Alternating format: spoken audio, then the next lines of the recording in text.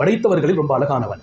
அல்லாஹ்வுக்கு அழகு, படைத்தவர்கள் நம்ம அழகு அப்படின்னா ஒரு படைப்புக்கு என்ன தேவைங்கிறது அல்லாஹ்வை தவிர யாராலும் அறிய முடியாது.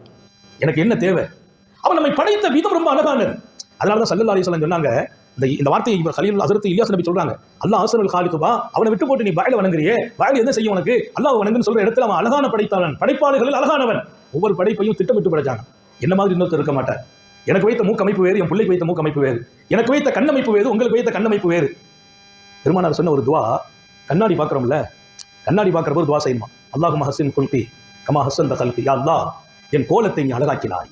நான் சொல்லணும், நீங்க சொல்லணும், பேரழகன் பேரழகி சொல்லணும். நம்ம சொல்லுவோம் பாருங்க, இவ்வளவு பங்கரையா இருக்கிறாங்களே, அவங்களும் கண்ணாடி பார்த்துட்டு சொல்லுவாங்க, யா அல்லாஹ் என் கோலத்தை அழகாக்கியதை போல்.